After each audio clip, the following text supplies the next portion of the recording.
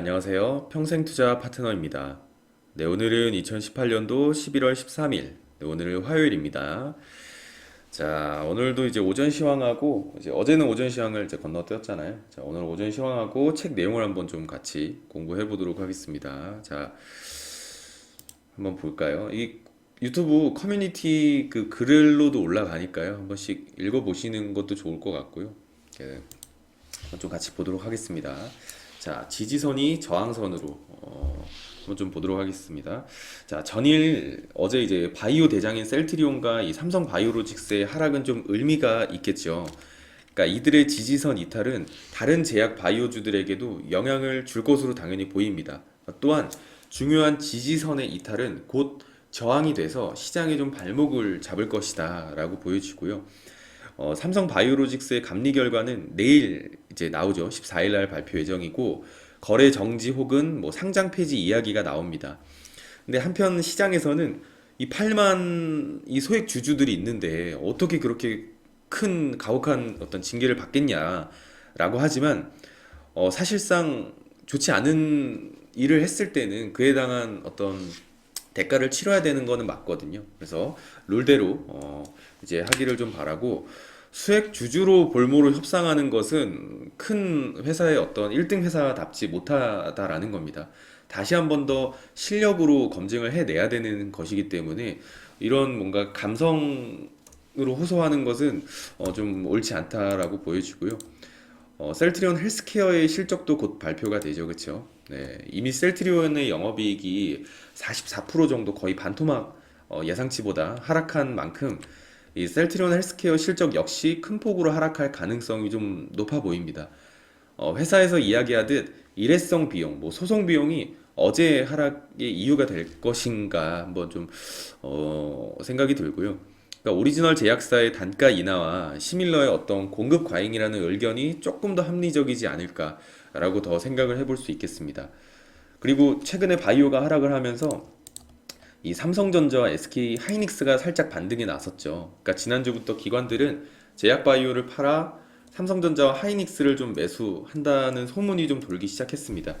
그러니까 왜 삼성전자와 하이닉스를 매수할까를 또 생각을 해보면 두 회사의 성장성이 남달라서일까는 실적을 보면 아실 수 있을 것 같고 성장성과 실적보다는요 울며 겨자 먹기식으로 좀 벤치마크 수익률을 좀 맞추기 위해서 어쩔 수 없는 좀 선택이라고 좀 보이는 거거든요. 그래서 엄청나게 큰 의미를 두기에는 아직은 좀 일러 보인다라고 보입니다. 그래서 어떤 시장의 부정적인 요소들이 좀 이어지고 있고 밤사이 유가의 하락과 좀 애플 실적 우려 역시 기술주의 찬바람을 좀 예고하는 모습이 보여지고요.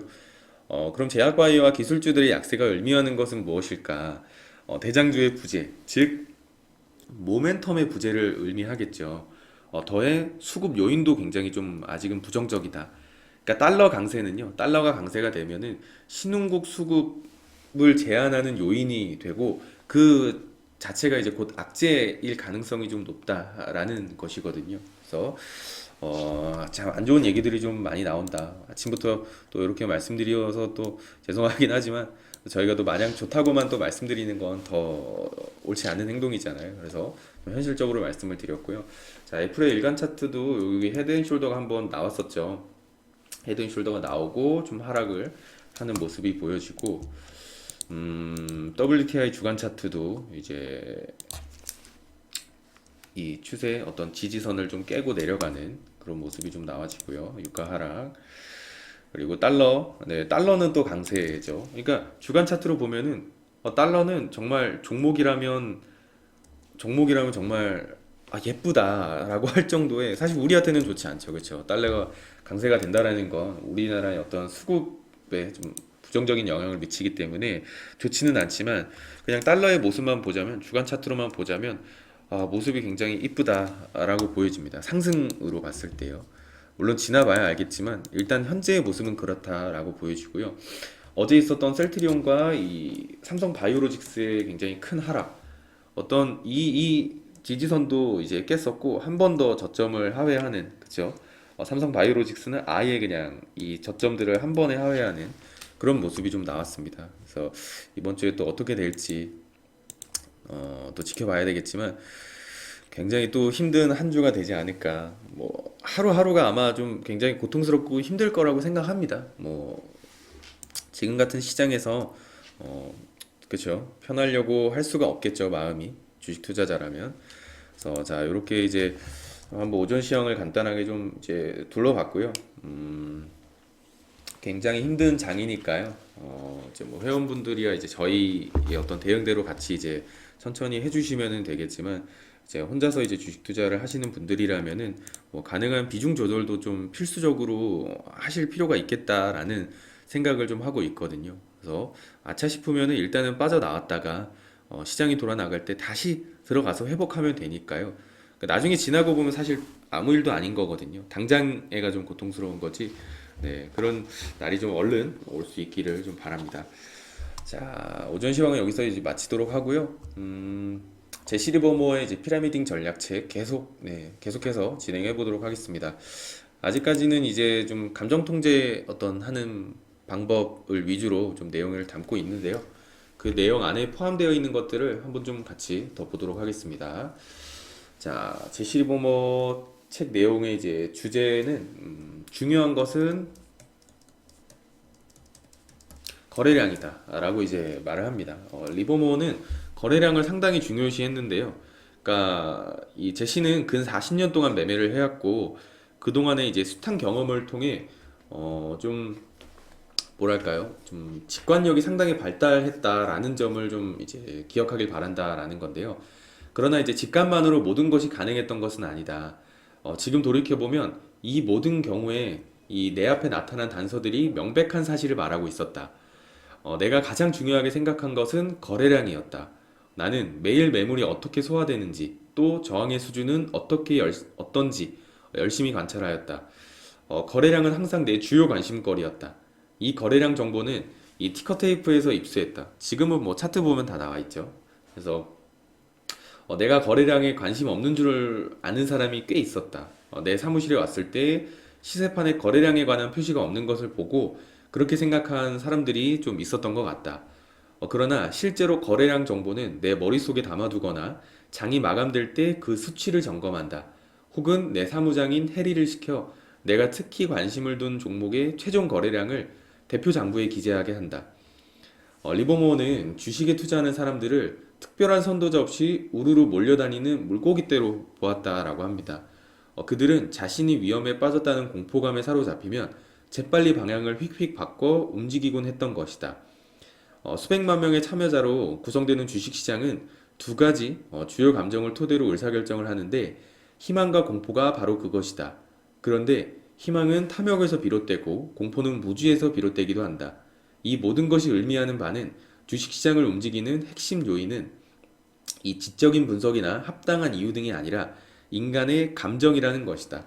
이 부분을 이해한다면 성공적인 트레이더로 한 발 더 다가갈 수 있을 것이다. 이 점을 항상 염두에 두고 눈앞에 보이는 것의 이면을 바라볼 줄 알아야 한다. 모든 사람이 본질적으로 같은 정보를 접한다. 그런데 자신이 입수한 정보를 어떻게 해석하느냐에 따라 누구는 돈을 벌고 누구는 돈을 잃는다. 이 점을 꼭 기억해야 한다. 왜 거래량 얘기하다가 감정이라는 것을 넘어갔을까? 감정 통제 방법에 왜 연관이 있을까라고 보면은요. 이 거래량 안에는 이 시장 참여자들의 감정이 다 들어가 있는 겁니다. 실제로. 이 거래량이 많이 나온, 뭐 매도 거래량이 많이 나온 날의 어떤 뭐 매도세와 매수세의 어떤 감정들, 그쵸? 심리 상태들, 모든 것들이 다 이 거래량과 어떤 주가 가격에 다 들어가 있는 것이기 때문에 이 거래량을 중요시한다라는 건 인간의 감정도 중요하게 이제 체크한다라는 것으로 또 볼 수가 있는 것이거든요.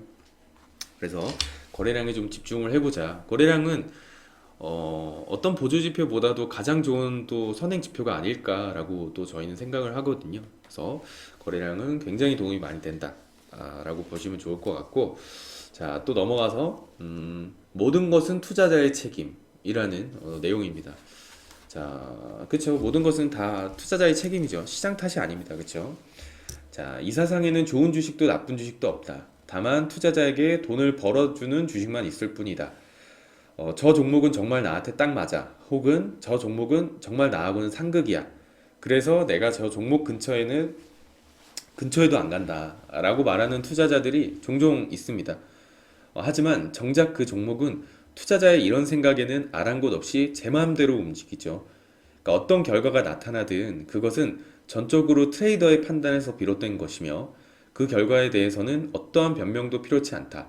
간단히 말해서 시장 진입 결정을 내린 것도 청산 결정을 내린 것도 다름 아닌 트레이더 혹은 투자자 자신이라는 말이다. 문제는 그 판단이 맞았느냐 아니면 틀렸느냐다. 리버모어는 종종 이렇게 말하곤 했다. 모든 트레이더가 경계해야 할 것은 바로 오만이다. 주가가 내가 예측했던 것과 반대로 움직인다면 자신의 판단이 잘못됐음을 인정하고 그 즉시 포지션을 청산해야 한다. 그런데 매매할 때 가끔은 잘못된 판단을 할 때도 있다는 사실을 망각하는 트레이더가 상당히 많다. 자신의 판단이 잘못됐다 싶으면 그 즉시 포지션을 청산하는 것이 성공하는 트레이더로 가는 지름길이다. 미숙한 트레이더가 빠지기 쉬운 함정이 또 하나 있다. 주요 매매 주기상에서 천장과 바닥을 확인하게 정확하게 포착하려 한다는 것이다. 매매를 하려다 보면 시장에서 나와 제3자의 위치에서 시장을 주시하며 기다려야 할 때가 있다. 천장과 바닥 시점을 정확하게 예측하는 것은 매우 중요하다. 그렇죠? 그러나 신중한 자세를 취하는 것이 그보다 100배 더 낫다.